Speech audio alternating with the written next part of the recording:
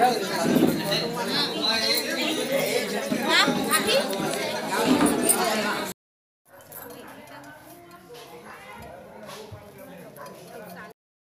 Jeep वगैरह भाई ये बात गलत है। बोला आप काट के करो, ये ममक शादी धूमधाम से नहीं कर पाने वाली बात नहीं।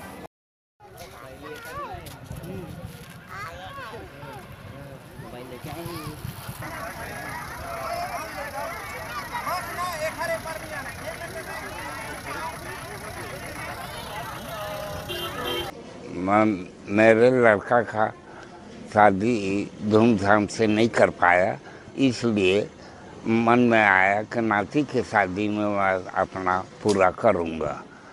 तो दूर में शहडोल यहाँ से 200 किलोमीटर है, इसलिए उस शरीर के अस्वस्थता के कारण मैं बोल दिया कि भाई अगर व्यवस्था हो जाए तो हेलीकॉप्टर से जा सकता हूँ, आ सकता हूँ।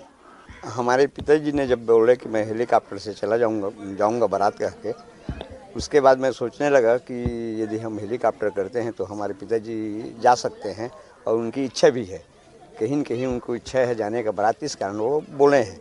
तो उसमें फिर मैंने अपने लड़के को बोला कि यार देखो तो कहीं हेलीकॉप्टर किराए में कितने में क्या है मिल सकता है, हम ले जा सकते हैं क्या कर। उसके बाद फिर हमने कोशिश किया, फिर बहुत कोशिश के बाद हेलीकॉप्टर का सब पता चला कि हम किराए में मिल जाएगा। उसके बाद फिर प्रशासनिक कार्य में भी बहुत तकलीफ़ थी, शहडोल में जा कर के करना था।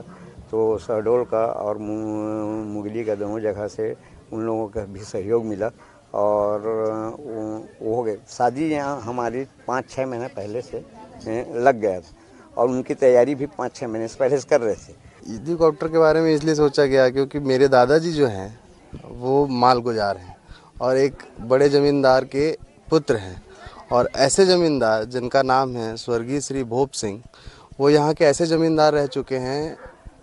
मैं उनके बारे में मैं बोलने लायक तो नहीं हूँ, पर मैं ये बताऊँगा कि वो जब घर से निकलते थे और जब घर वापस आते थे तब तक का सिर्फ उनका कार्य होता था जन सेवा। जिनका भी भला कर सकें, जैसे भी भला कर सकें, जिस प्रकार से कर सकें वो भला करते थे। तो ऐसे महान पुरुष के पुत्र का सोच इतना बड़ा हो, ये कुछ ज़्यादा सोचने वाली बात नहीं है। तो बस उन्हीं की सोच और हम उनका आदेश और हमारा पूरा करने का